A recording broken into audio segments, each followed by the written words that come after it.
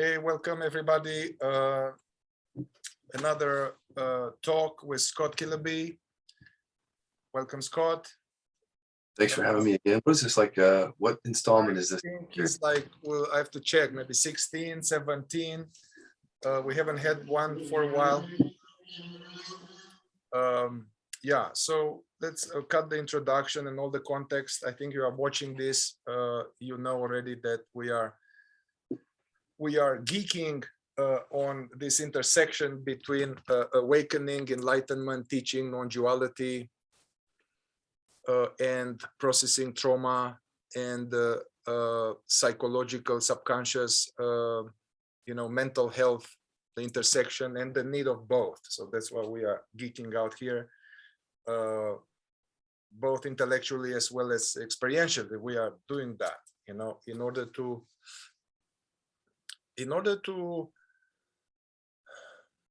I guess to what all these enlightenment teachings and awakening teachings, they promise, there's like a promise of inner peace, harmony, and happiness, but somehow it seems like, it seems, for me it's sure, for you too, we need to incorporate both aspects, the consciousness exploration, the pointers, as well as the wounds, the traumas, addictions, and all of that. Otherwise we are fooling ourselves. Yeah. Good way of saying it, yeah. So, one topic I'd like to get straight into it, shame, and a little bit of a context, at least from the mental health, psychological context, is that they speak about that there are shame could be two types. There's so-called healthy shame, and toxic shame. Healthy shame, they talk about in terms like, okay, I did something that created suffering for me or others. I regret it. I feel it. Ouch. And and the way to go there is to, okay, to learn from it, to own it, to clean it up, and to learn from it, and to try not to do it again. And you move on. Forgive yourself, move on. Toxic shame, they talk in terms that, well, it's not that I did something bad or I fucked up. It's that I am bad. I'm a fuck up. And that is like some kind of big trap somehow, because instead of learning from it, cleaning it up, we are wallowing in it and punishing ourselves and this or that. So yeah, so I'd like to ask you if you can speak from your experience working with people or with yourself, these different nuances of shame. I think there's a connection to shame. Also, there's an element of hiding with shame, and how do you work with them in a different way, because the first one seems to be like a natural emotion that comes from some conscience, like, and the other one seems to be not really any, it can be an emotion, but it's with a lot of story and deficiency story, and like, yeah, anything on shame. Well, I would ask you as a clinician, because sometimes I take terminology from your field, and one is the primary and secondary emotions, which I'm vague on, but when you talked about like a feeling coming through because something happened, it's like a primary feeling that happened as a result of something, and it gets owned and, well, hopefully owned and felt and acknowledged. But then shame feels like it's almost like it's our identity now. We're holding on to a bunch of things from the past that we've now made our identity. They've concretized into real sensations in the body, like somatic sensations, which are not really just the feeling coming up in a moment. It's like it's tying into something that we've been holding on to or identifying with for a long time, like this well of shame inside that shows up as deep somatic stuckness and even pain. I found it in my own chronic pain, which had nothing to do with acknowledging something in the moment and owning. It had to do with like a deep sense of, I'm disgusting, I have to hide. And that's toxic in the sense when you're carrying that around. It has nothing to do with owning something in a particular situation. It has to do with like identifying with it and suffering with it.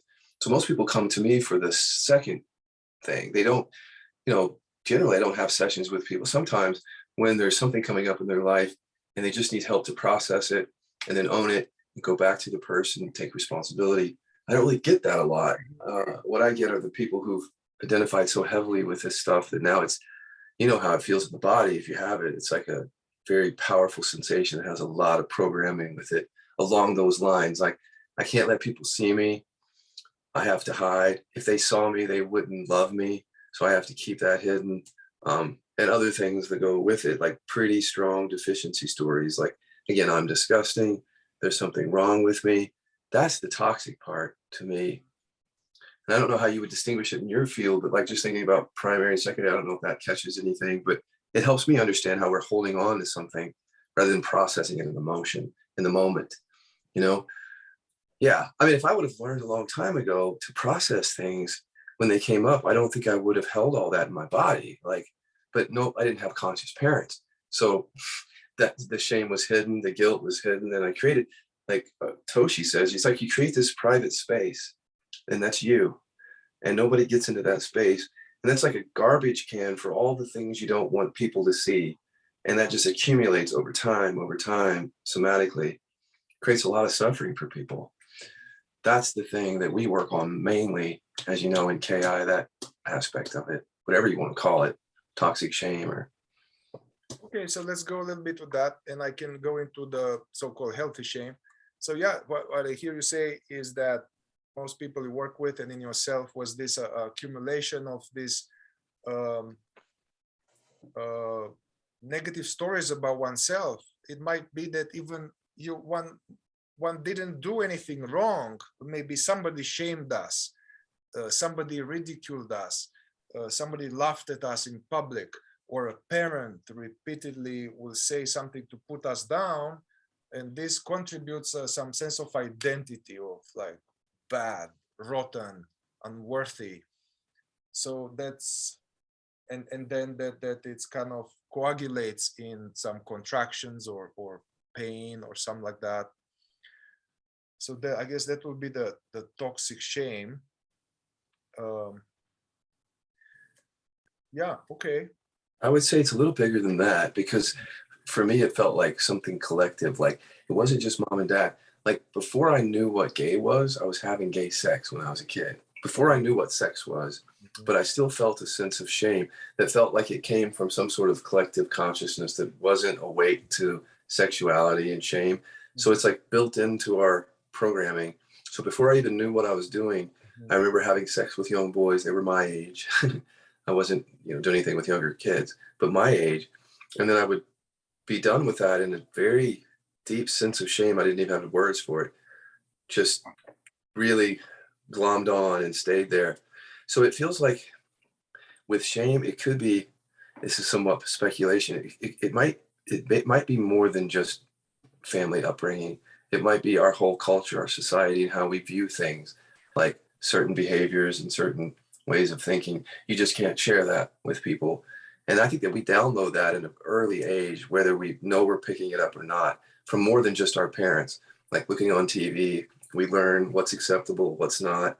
We build an identity out of that. We're listening as kids. We learn that sex, you don't talk about it except for in secret or whispers.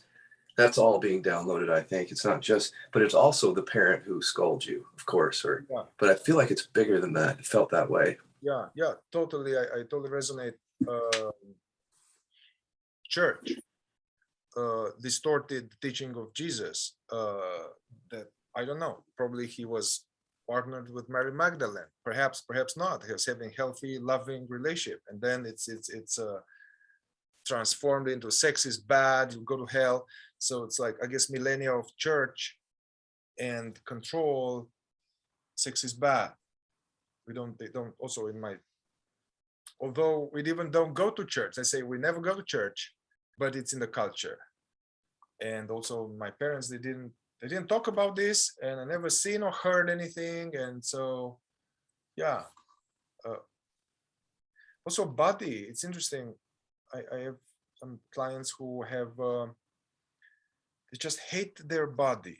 because the body is not in a certain shape, and then I hate it now. This actually is going to affect your body actually by hating on yourself. You know what I mean? But yeah, it's also some shame about the body because of cultural norms. You know, and it's how would you work with that? Somebody comes to you and say, "I hate my body. It's a mistake. I shouldn't have had this body. It's just wrong. It's like fat, whatever." Yeah, I mean, understanding that it's collective and that they picked it up through relationship with the world, like, you know, the magazine articles, the social media, perfect face, whatever. That so we in inquiry, I have to bring that stuff up because it's all playing in the mirror of relationship. It's not just someone feeling ashamed of their body. Yeah, They're growing up constantly comparing themselves to images that they can't live yeah, up to. So we bring those up, like not just so sometimes we'll look in the mirror, I'll have them look in the mirror and they'll look at their body. Um, and then we'll do inquiry from there with what comes up. But then when you bring in other people's views or people that look more attractive or just cultural norms or thoughts around that, that brings up even more when they see, when they start to see that it's more than just what they picked up. Like literally, I feel like shame is embedded very deeply in our consciousness in the mirror of relationship. Like it's yeah, one of those things you can really see. And by the way, this is not on that topic, but just to help people see it, like look at how you said it. Look at how you were not taught about shame as a kid. Like it doesn't come up. And it doesn't even come up in spirituality. That's how hidden it is. Like, where do you see it talked about? I mean, every now and then therapists deal with it sometimes, but it's such a hidden topic. And I feel like the reason is because we've accepted it as part of our cultural, like we don't even question it. And so, but we're all falling prey to it, you know. And I just wanted to point out, like, I feel like this one's really deeply embedded. That's what I'm saying. It's a hard one. yeah, yeah. Yeah, so coming back to the body image, hatred and shame, so trying to identify more like the origins of that program and bring them up and looking down. I like this thing with the mirror because it will be like full-size mirror. I love my belly. I started to get a little belly, and when I was a kid, I guess I judged people that were more fat, and I thought I'll never be like that. Anyway, so now it's belly, and so I started to do this like I love my belly. It's like no, like actually I was working with that person, and I had the same intuition. Hey, when was the first time this you start to sense that there's something not right with for her because she's identified with the body, or it's like for me, there's something wrong with me.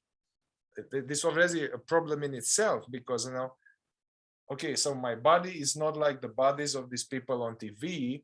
Well, what does this mean about me? You know what I mean? But anyway, what was interesting is that we very little bit of mining and stuff. It came 3-year-old.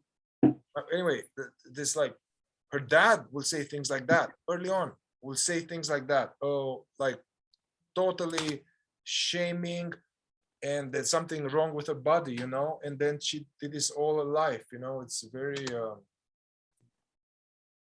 yeah, it's so we are so receptive as a kid, and to every little like it like Mhm. sticks. It's like, yeah, I wonder if parents know really how certain comments can stick with people forever. I've seen those comments like someone takes their clothes off a kid and then the parents shame them just for being naked or for showing yourself or not covering up or yeah, you're gaining a little bit of weight there, like maybe you should just little comments like, sure you want a potato for dinner? Might want to try.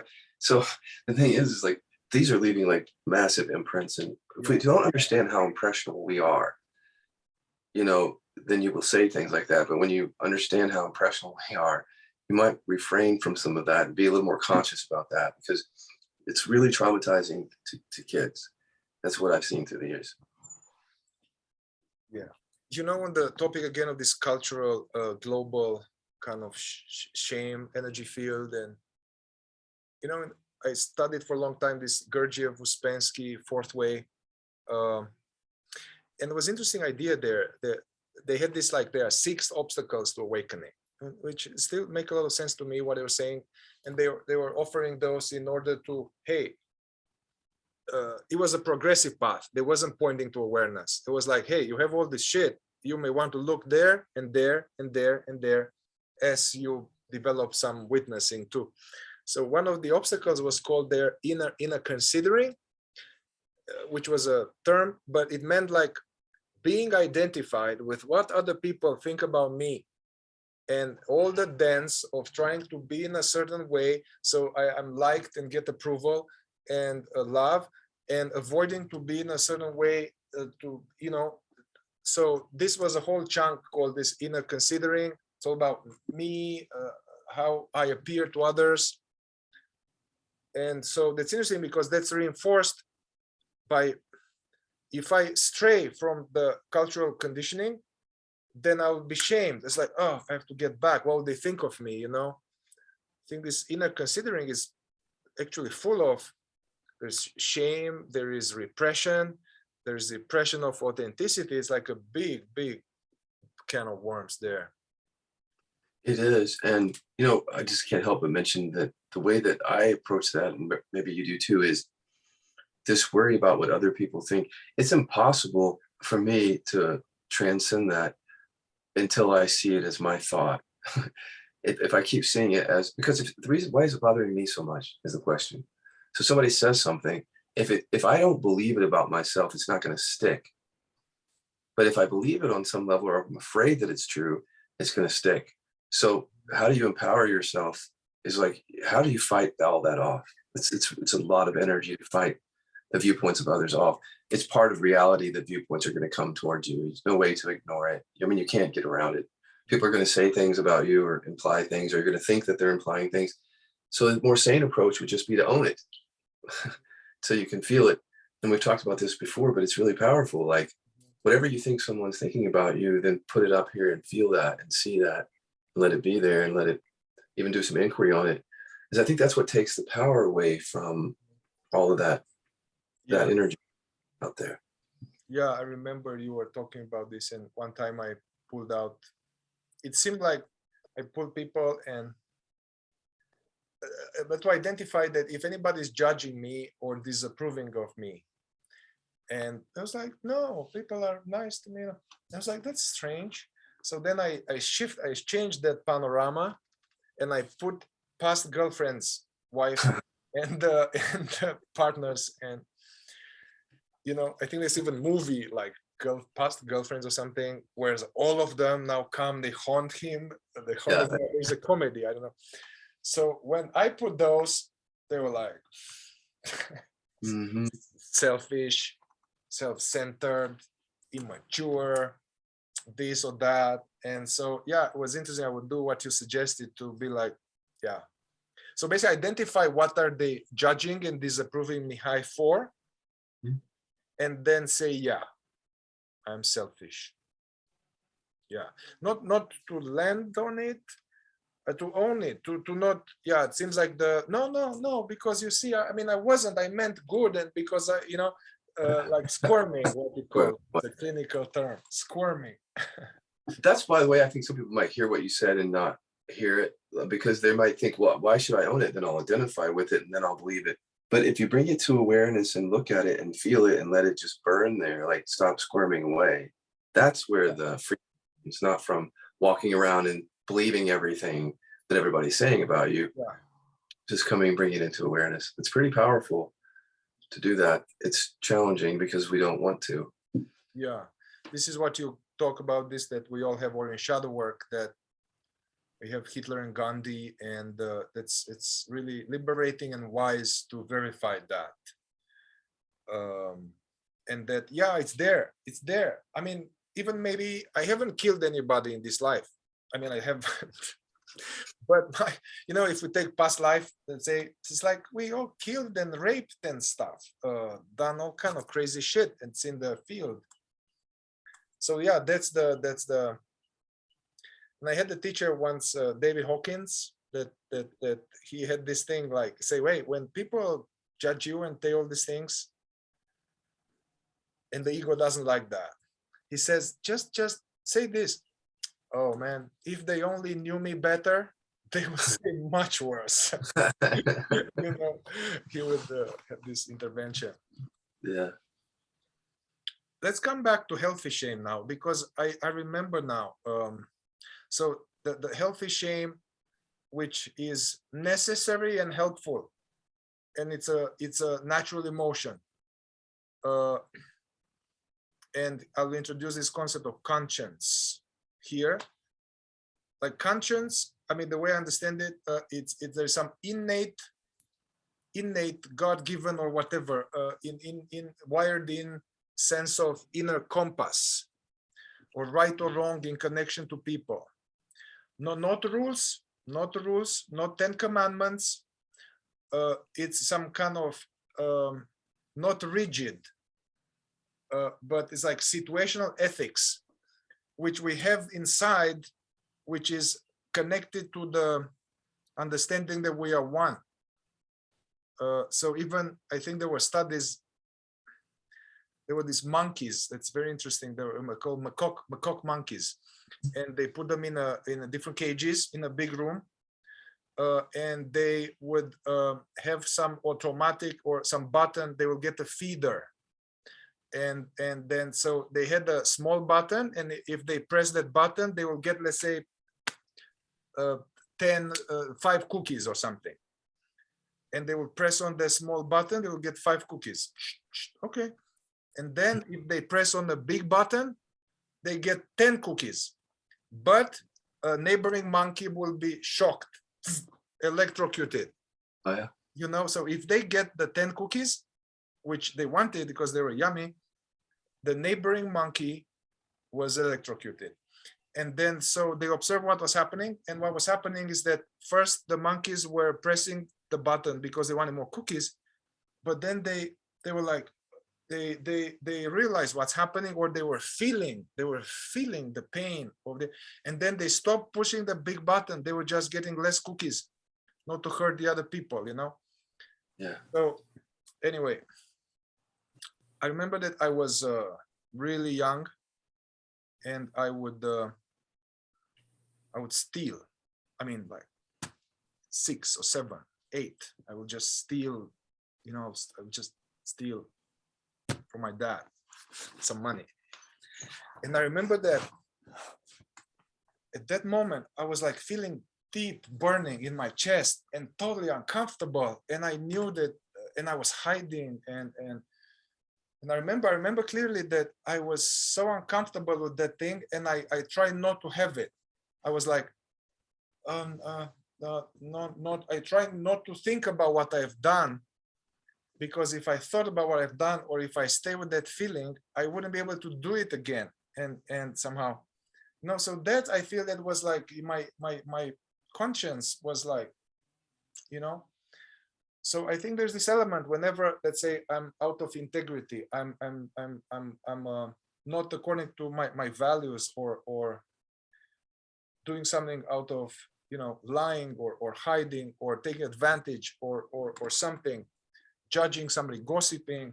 There is some innate, like, I think if we are open and less asleep, and that is helpful, you know. Like I recently, well, in spite of great spiritual insights and stuff, I found some of the same behavior when I was a kid that came out of trauma, fear, whatever, but I just did something and I was like, it was just so painful for me, you know. And so that, I feel that there was not that I'm bad or deficiency story. That was like, hey, I'm off tracking here from, I'm hurting others and myself, and it's just guilt, shame. And so here I needed to do some process. There's some process to come out clean. You know, in men's work or prison work, they have this kind of integrity piece to come out clean, own, tell the truth, aware of impact on other people, aware of impact on myself, check if it's a pattern or if it's just one time. see what drives that. They have this, like, what drives this? This what you've done, it's a behavior. What drives this? What identity is driving it, which is pretty cool. They don't go too deep into it, but like, what shadow drives this? Let's say lying. I have to hide to be myself. Okay, so it's not just shaming or you know, atoning. Finding out what drove that, you know, and then also maybe because of that, out of integrity act, maybe now the woman doesn't trust me, and it's like, you know, or somebody doesn't trust me. So it's a way to do it with the person and to say, hey, I've done this, I lied, I fucked up, this comes from this and that, I feel sad, shame, sad, you probably don't trust me now, comes from this. So, and then having an act of service or something, like, not service, like, so to repair the connection and to have a second chance to say, would you be willing to let me do this? So the person gets the message, oh man, I can, wow, I'm impressed with this, I can trust this guy. Anyway, this is what I mean by healthy shame. And I think if what's happening in the world with all this stuff is that people are not in touch with conscience, and then so they can, you know, pharma, wars, it's like it's like a psychopath, it's like somebody who that is totally squelched, you know, it's very dangerous.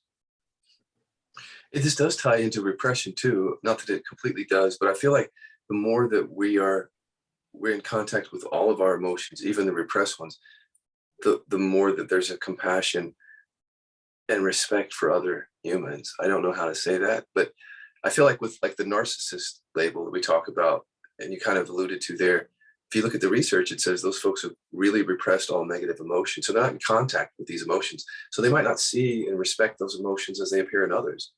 And you can see that plays itself out, even with teachers sometimes who have that narcissistic tendency where they'll cross boundaries without recognizing what that's actually doing to another. When I was in college, I just shared this story. I slept with my best friend's boyfriend. We were all three friends for a long time. And it was coming from, my shadow was deficiency. That's what it was. It was like I felt unlovable because I watched these two. They were in love with each other and I was the third wheel. And one of them was very attractive to me, but he didn't want me. So just deficiency all the way. And I did cross that boundary. And then I tucked away the guilt, just tucked it away because of the unconsciousness. Luckily, I was able to go back to it later with inquiry and find the guilt within myself. And of course, seeing that it came from deficiency. And there was a newfound seeing there of like, again, what it means to cross a boundary like that and how damaging that is. It's really damaging to relationships, just on the level of form. Forget the absolute for a moment. If I don't own something that I've done to my husband, it's really damaged him. That's damaging our relationship, our intimacy, our connection, our communication is all changed because of that.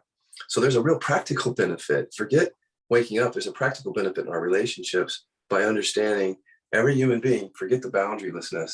Everybody has their own experience.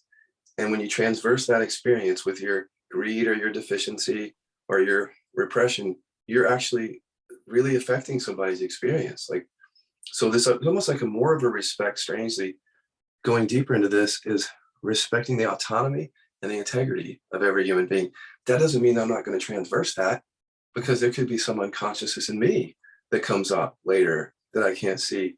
But the work then is for me to see it when it happens. And if I don't, then I don't. But if I can see it and then own it again and not hide from it and respect what's happening here, and then I can speak it, then we can move through it, right? If that happens again. But if I'm not open to that, you just keep doing the same things. That's the pattern that people, they just get used to crossing boundaries.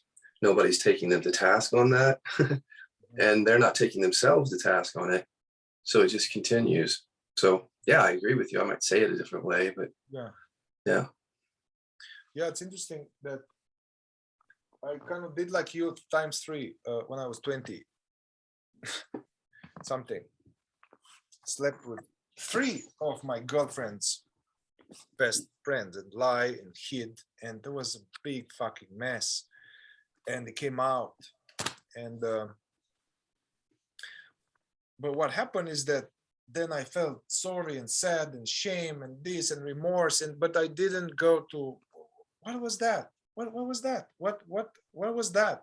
So just moralizing. So then I had the like oh wow, this like now avoiding sex and sex is bad and there's some, so I didn't go at all the way, and so the effect of that is that would happen again. If I don't identify what is the shadow or the deficiency story behind that behavior, not to stay at the behavior and the feeling about the behavior, but what drives that behavior, and it's interesting because at that time I was in a so-called school of awakening and presence, and I didn't know. I mean, it was a cult, and the teacher was not a real wise integrist teacher. So of course he was doing this on a regular basis, much more than me. So this thing of transmission is tricky because you get a transmission of whatever the teacher has. So I was addicted to shopping and addicted to this and addicted to things, and I'll be close to it. I would, I will get it because, oh, my teacher's doing this. Anyway, so it helped me later when I got to men's work to much more this basic level that we don't like integrity, man. Check for integrity. In men's work, they were like, hey, before we do deep healing wounds, mommy and daddy, let's have a round here. Everybody look inside and see, am I in integrity with my promises and agreements to other people or not? Or my values? It's even, we can make a reverse inquiry on that. I'm in integrity with all agreements in my life. I'm totally in integrity with my values, and something will come. And so somehow that will create suffering, contractions. If there's something like this, I hide from myself, and I was bypassing that, and I can't reach the ultimate if I have this basic human sneaky thing going on, Yeah, it matters. I mean, we keep saying that the human processing stuff, you can't really divorce it from this transcendent thing, but people are trying very hard to do that. And you can see that even in non-duality, even though we're not talking about that, this stuff doesn't get talked about a lot necessarily because it's part of the human thing. And that's the problem there. We won't go into it again, but what I like about you is that you don't just come from the non-dual sort of absolutistic view, like you've considered these things, and I have too.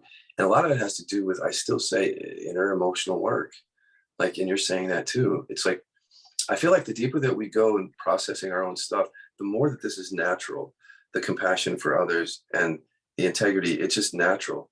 It's not forced and you don't have to fabricate it, but you do have to fabricate it somewhat until it's natural. You know what I mean? Like you have to have values, like hold them hard until you've really known your operating system and transformed some of that. And that's the nice thing, because if we just woke up and embodied this and we became nasty individuals, that would be bad. But luckily, as we embody this and go deeper, there is a natural goodness. There really is underneath it all that can't shine forth with all that unprocessed stuff. But that's what I'm finding is a natural goodness and love. We talked about there's a love. And it's hard to define it or what it is, but you know it when you know it, and that plays into it too. And I think that sometimes starts to take the place of some of the ethical things that we need to hold on to here, because the ethics and the laws are there to keep us in place before we come to know ourselves, come out of the unconscious, and we kind of have to put people in jail until they can see it themselves or have ethical rules. Not to say that we wouldn't have ethics later if people were generally more awake and less unconscious, but I feel like the laws and the ethics are there because we are still unconscious, and that we can't guide ourselves because of the unconsciousness. So we have to have outside rules, and until we take that over for ourselves and understand that it's our experience, we're actually responsible for our experience, and therefore we don't need that as much from the outside. But I definitely needed it from the outside until I could find it for myself. Yeah, you know, Lao Tzu was saying something like, when the natural order is lost, or the Tao, then you need government, and you need rules, and you need morality, you know? Yeah. And so,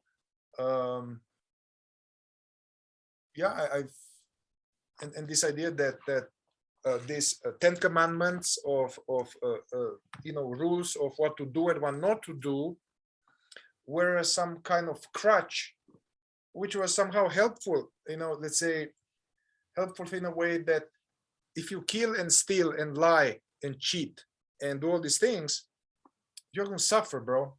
You're gonna suffer. So I don't know, Moses or something, aware maybe that, I mean, I don't know, this is science fiction here. So aware that his followers are unconscious and they are not quite in touch with that everybody is me.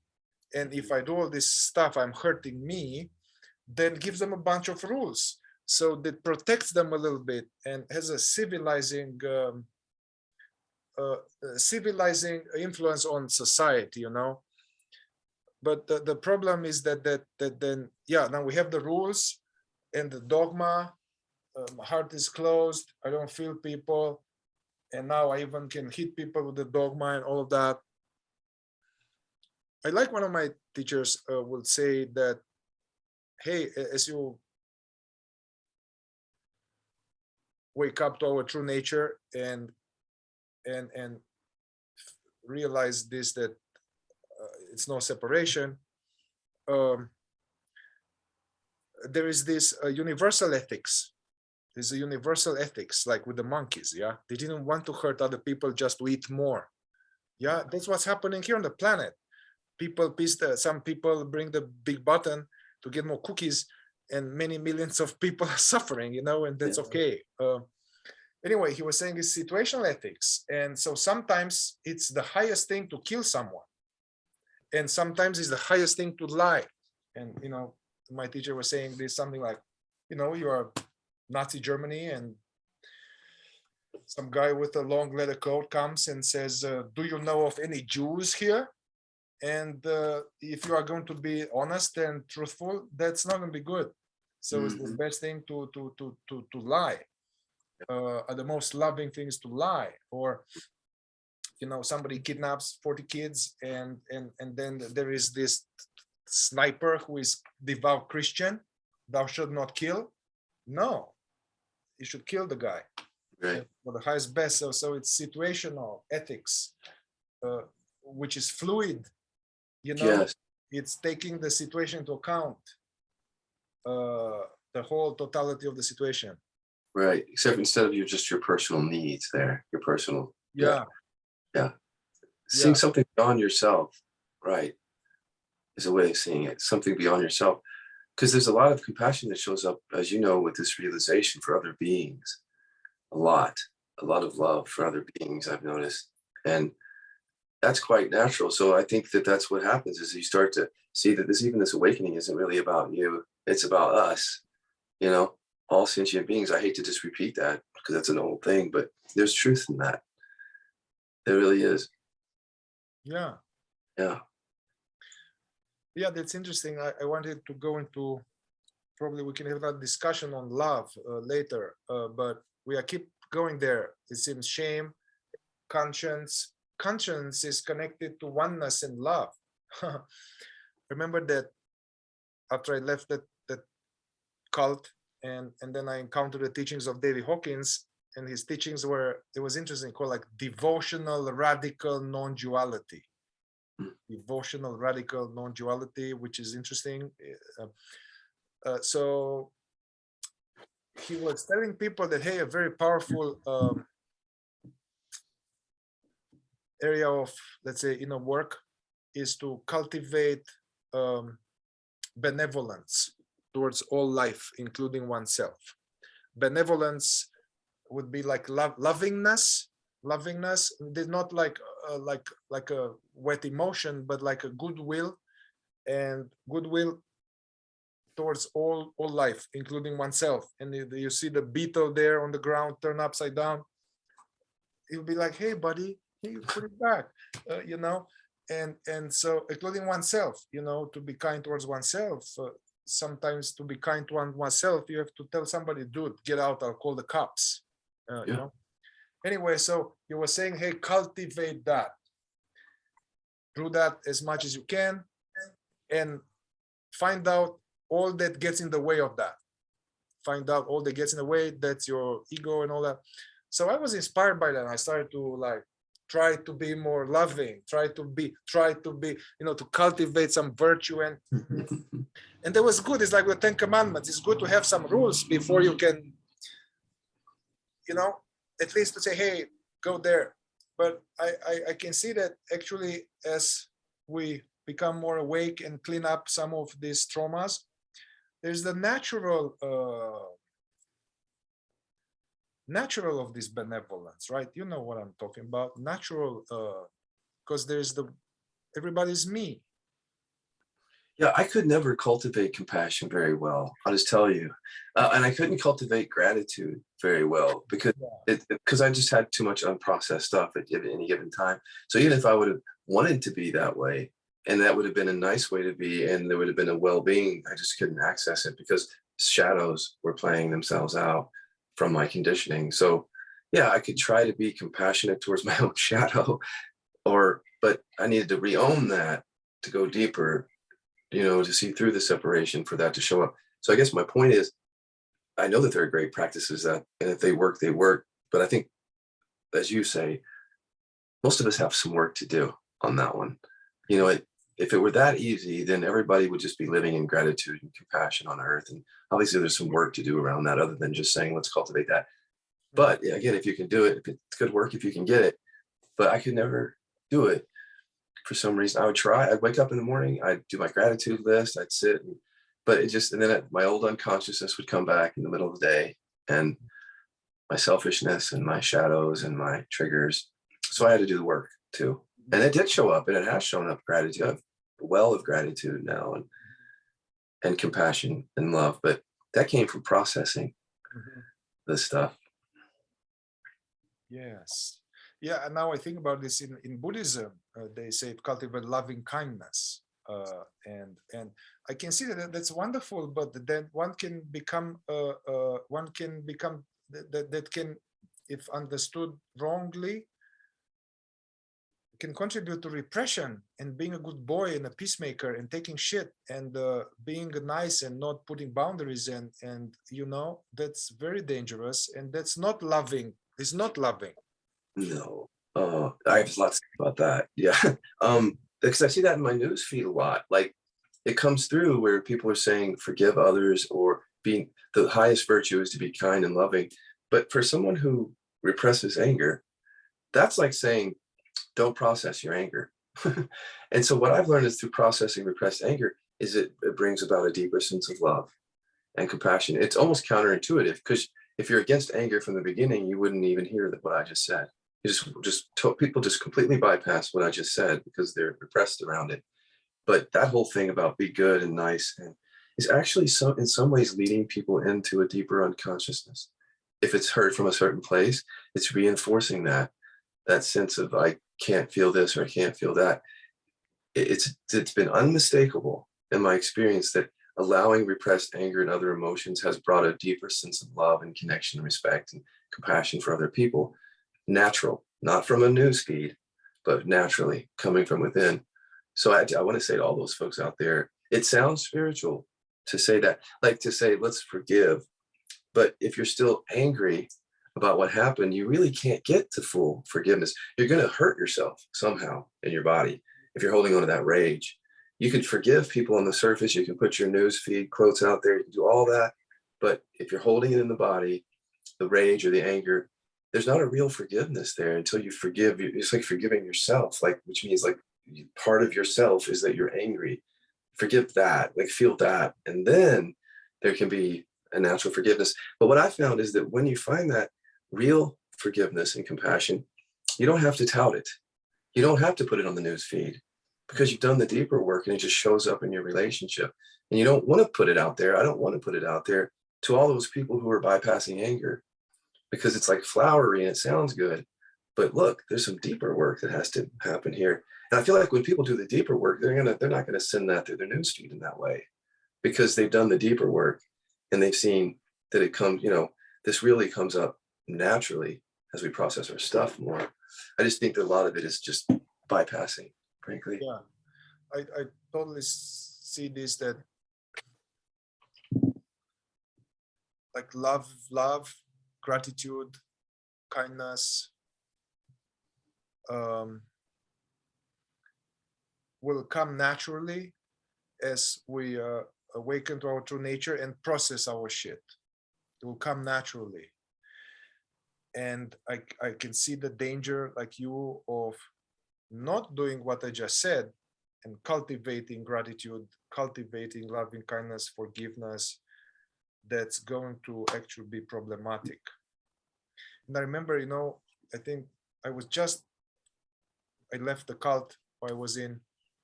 I was very, very hurt, upset, pissed. However, I wasn't aware of my inner body.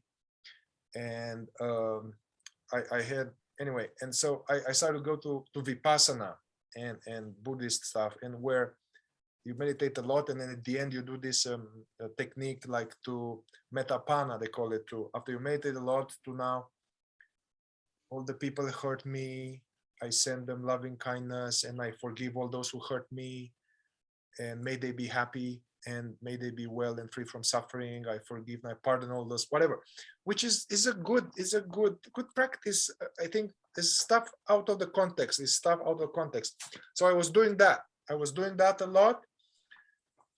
And I was like, okay, I forgive this guy, I forgive this guy, and all the people there, I forgive them, I send them love and gratitude. But each time I will hear a name or see anybody, I'll be so triggered, man. I was it's like, oh my God. And then one time I remember I did I did longer meditation, more Zen style meditation. And when you do a little longer, sometimes stuff come up. So I did longer, a few hours, and then I remember that I started to be like I was clenching, and like it was like in my jaw, and I wasn't used to that. I just had one men's group circle, and I was meditating, and instead of pushing it away or doing something, I was like, "What is this?" I was like curious. What is this? I had no mining skill, no somatic skills, nothing. But what do you want? What is it? And I remember that it came like my ex-teacher, and then it came like, I want to take him down. I want to hurt him. I want revenge. I want to take them all down. Mm-hmm. And I was shocked. I was like, whoa, that's very un-Buddhist of me, man. And all that loving kindness didn't do shit. So I needed to do this kind of intense guts work, they call it men's work, where to feel to feel anger, rage, to feel sadness, to feel loneliness, to feel even love at the end. I love him and I miss him, and betrayal. All of them had to be felt multiple times. And so now I'm like, hey, it's okay. I'm okay with that guy. I'm okay. I know it's I'm not charged, So you got to the rage and the terror and the sadness, though. That's the point. Yeah. I just think that sometimes people keep coming back to spirituality is that they are trying to bypass that. Like they keep trying to be forgiving and keep sending out the good vibes, the ho'oponopono thing. Yeah. But unprocessed rage. Clearly, I had the same experiences. My bullies from elementary school through the years, I would just witness the thoughts, and it's okay, I love them, and ho'oponopono and all this. Then when I went into the pain, it's like, I fucking hate them. I hate them. And then there was a deeper forgiveness in that, just like you, exactly. And so, but that's the thing where people don't want to go in spirituality, I find. Not everybody, but that's a tough place to go. And I just said this on social media, like the victim consciousness is a place where you see a lot of trying to forgive, I'm forgiving, but it's not real. because under the surface, you can feel the repression of anger, especially if you come out of repression. Peaceful people don't fool you anymore. You know, you can see that they're pissed because you were pissed. I was pissed under all that. So at some point, the man behind the curtain gets revealed in all this. You know, it's just pull the curtain back. Let's talk about what's really happening. And that's where the healing is when we pull that curtain back, stop trying to be forgiving, find out what you really think and feel and process that. And then the forgiveness comes. So I'm just saying what you said, but Yeah. in a different way. But there's a lot of victim consciousness going on right now. I don't know if it's always been that way in history, but with the Me Too movement and other things that have happened, there's a lot of victim consciousness and not a lot of willingness to go into the rage fully. And so I feel like we're going to be stuck here for a while. I don't know this, like just our culture is going to, it's almost like we put victim consciousness almost up on a pedestal in a way, like, oh, you were victimized. And we're not helping them do the real work there, you know? Yeah. Yeah, you know, I live in this town, which is wonderful little town in California, but a lot of new agey, artsy, hippie. So this is very common. This like good vibes only, good vibes only. That's very dangerous for your health and stuff. It's like it's dangerous. And I remember that I think Jung said something like this. Is that something like, hey, it's not about conjuring images of light, but bringing the light to your deepest darkness, man. The light, not forgiveness and kindness, but like to see, to allow, to feel, to, you know, not making this lovey-dovey thing. That will bring love and light at the end. I love that quote by Carl Jung, and I know what he's saying there. The wording is different, but he's saying you don't become enlightened by imagining beings of light. Yeah, you have to bring the darkness into the light, or something like that. right. Yeah. Yeah, but I feel like it's just fear. If everybody could just start with, I'm afraid to go there. Just start there. It's honest. I'm afraid to go to the rage. I'm afraid to go to the darkness. At least then you're up against the barrier and you know it's there. But if you keep turning away into the positive, you don't even know that's there. So just acknowledging, first step is I'm afraid. I'm afraid to go there. That might be a first step towards it, but you know, people are turning away from that. They're going to the positive, thinking that that's the doorway into it. They're stepping away from the darkness, like he's saying, and they're trying to be enlightened by stepping away from the darkness and staying in the light. And I totally agree with him. Some of the wisest stuff I've ever heard came from him, not non-dual teachers. Like, that's really wise, actually. Yeah, it's in the term enlightenment. It's like, it's almost like light, to have light and all that. But remember that there's a contemporary teacher here, non-dual teachers here in my area, a woman that I used to judge initially because she was very expressed and she has a lot of joy and feeling. I was like, man, it's too much, because I was repressing joy and love and stuff. But the more I got to know her, she was saying like, man, enlightenment is to have felt everything. So it's not fucking like love and light. So felt everything, and it's hard, it's painful. I like her. Where is she? She's here in Nevada City, but she's not public. She works with a small group of people, doesn't want to be famous, and yeah.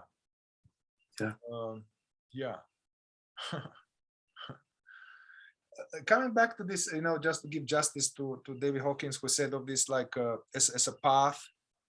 He was giving many paths for people, which I think is skillful, depending where they're at.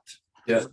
He was saying, okay, so if you do this work and you let's say access the energy field of love, it starts to be, because you are going well beyond the mind, and the ego is the energy field of love, is lovingness not as a feeling, but as a stance to life.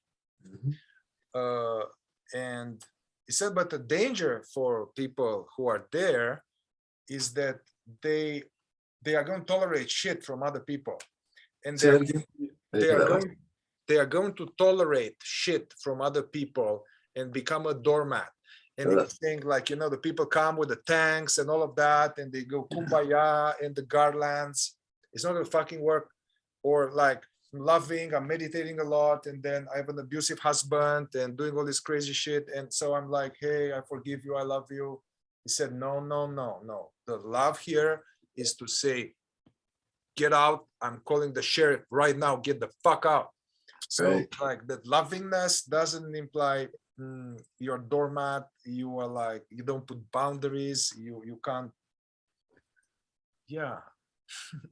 We talked about that before. So even just taking away the scenario of that you mentioned, there's this scenario that people can relate to, which is if you're already a doormat in your life, and then you awaken to that awareness and that love, the doormatness is still there because it's unconscious. And if you didn't process it, it's still there. So it gets enmeshed with the love, the light. It's like totally enmeshed with it.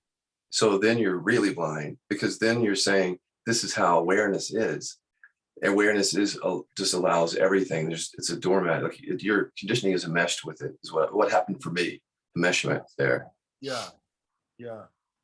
I think one of your teachers that was not anyway more not so bypassed was saying this, that there's emotion called divine outrage. You're outraged, and depending on the context, but this thing, like if you see somebody beating a child or yelling at the child or beating a dog, you would feel outrage. And Absolutely.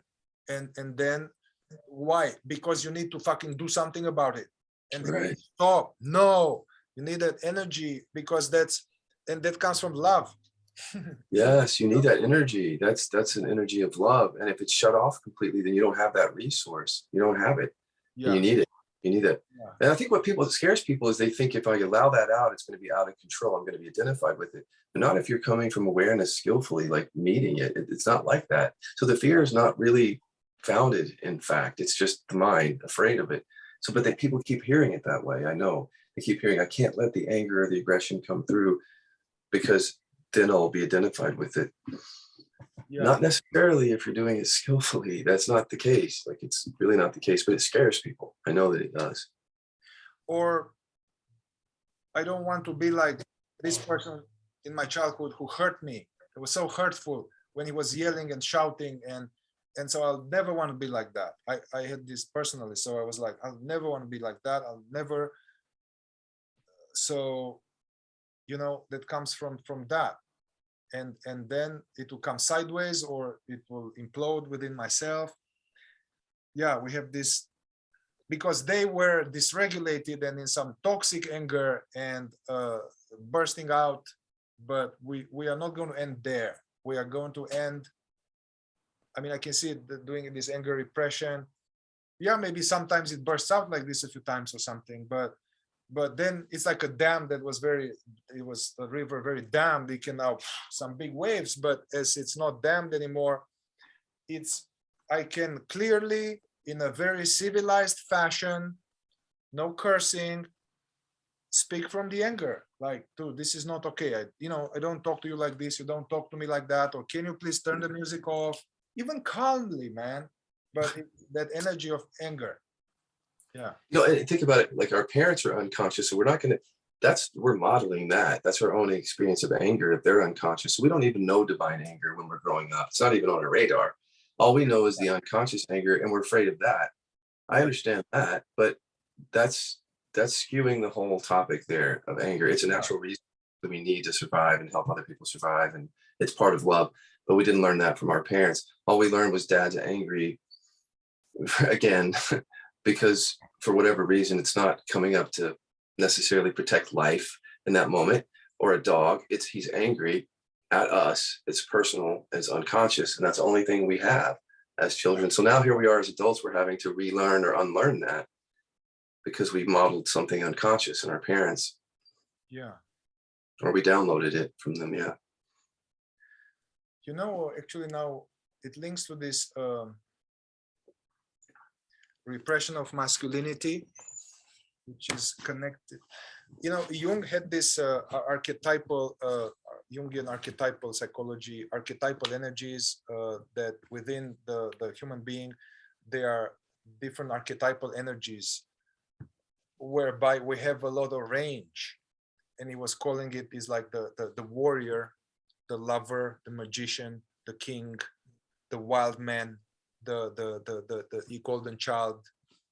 and somehow due to wounding or various things, some of them are offline. I think it's very much connected to repression now when I think about it. So the warrior archetype is, and also this is for men and women, you know, it's not just men. Yeah.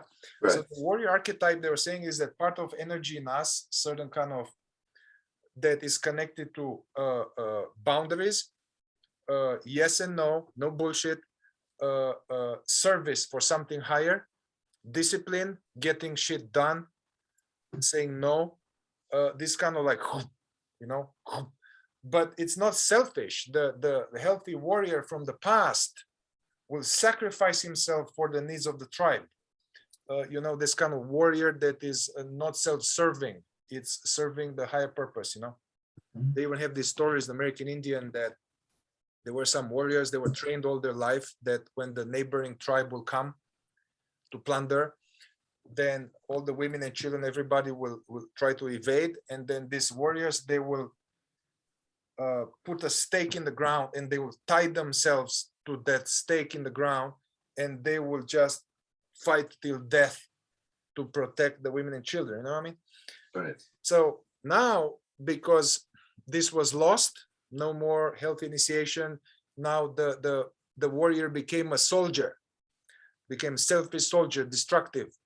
So now we have this thing, oh, this strong masculine energy, it is toxic, it is unhealthy, it is destructive, and I don't want to go there. So it's a lot of this movement now of the men are actually, oh, I don't want to be hurtful, and it's like it's offline. The warrior is offline, and now just lovey-dovey, and which is nice, but that's also not attractive to women, you know what I mean? Right. Yeah. So, Well, yeah. I've worked with men who shadowed out masculine traits like power, strength, however you want to put that, the warrior, healthy warrior. Yeah. But they've shadowed out all masculinity. So they've obviously shadowed out the toxic parts. They don't like that. But then in that, they threw the baby out with the bathwater, everything related to that. And now they're suffering because that's gone offline for them. Not just because they can't get women. It's not that. They can sometimes, but it's because they know that something, they're suffering because of it. And that's part of it, is just throwing the baby out with bathwater right there. Because these traits of power and strength and warriorness are actually natural, healthy aspects of ourselves. And we just put it all out there in one thing. And now, and women too, but I do see it with women, but yeah, I do actually, but quite a few men have come to me with that recently. Yeah, there's some reversal thing too, because let's say women were oppressed by masculine patriarchal programs where you have to be nice and loving, abandon your needs, and serve other people at the expense of yourself. I mean, almost every woman I work with, there's some of this. And then I guess there's empowerment, the woman liberation, and so now there's some rejection from the woman towards that nurturing, loving, and some go full on into masculine mode. Hey, I don't need anybody, I support myself, I do this, I do that, I'm busy. But then they can't surrender, they can't relax, they can't like, you know. Totally. There's some overcompensation in the other area. Yeah, that was a shadow for me. Now I think about it, because I came out as non-binary, not because I want to transition to a woman, but because I saw that all these traits are within me. Like, and I had shadowed some of them out. So I'm telling on myself here, but when I was growing up, I thought of feminine energy as overly emotional, not rational, overreactive. That's just my own conditioning. So then I also shadowed out the aspects that were good, like nurturing, loving, strong, other things. And so I had to re-own those. That's the opposite of the warrior, re-owning that feminine side of me that has always been here, but it was shadowed out. It's like I didn't want to own it. So that's why I came out as non-binary, not because I'm transitioning, but because of doing that shadow work and recognizing I have all this in me and that there's a great resources. And then that doesn't fit within male or female, as I said with it. It feels like, even though I show up as male physically, it doesn't feel that way within for me when I bring all these in.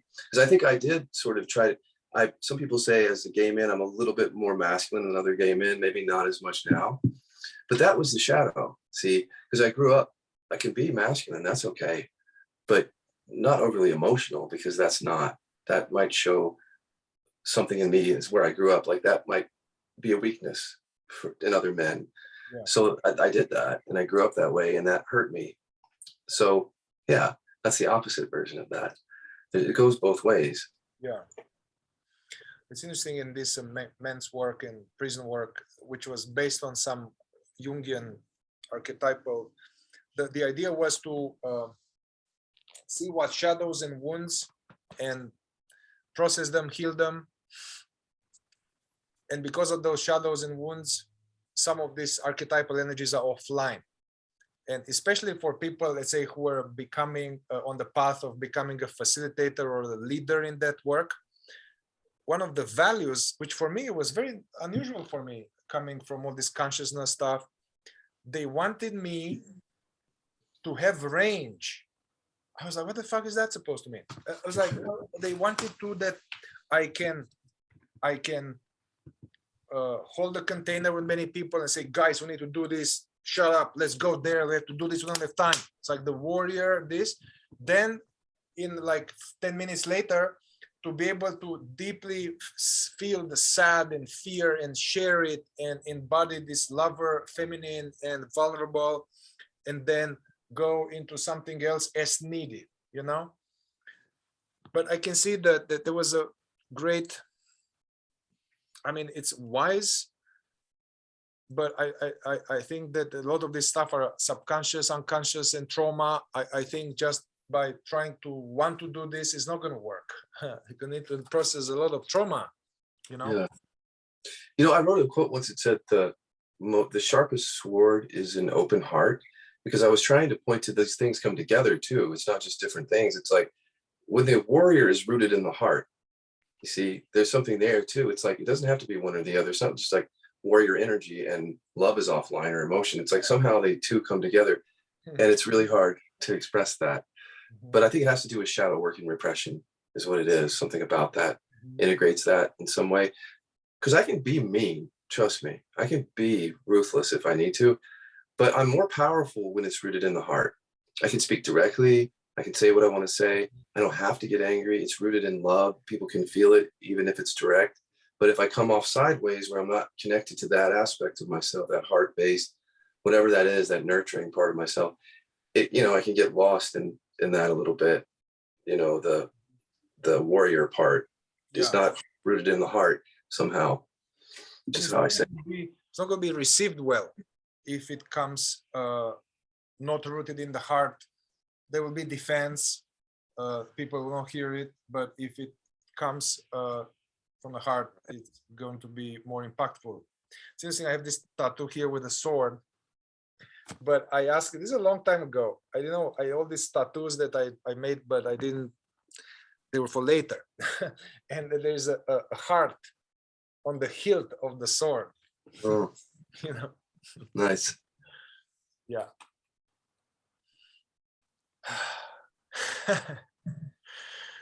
All right, Scott, maybe we can pause here unless you have some final words. I think we just covered everything. Not everything, but it feels complete. Yeah. Yeah. All right. Very good. Thank you. And let's bookmark for later to go into this love, really explore this, because it's so full of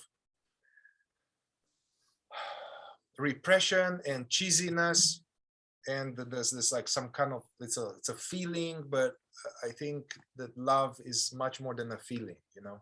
Yeah. Maybe we can explore this and love, repression, or whatever things next some other time. Sounds good to me. All right. Thank you.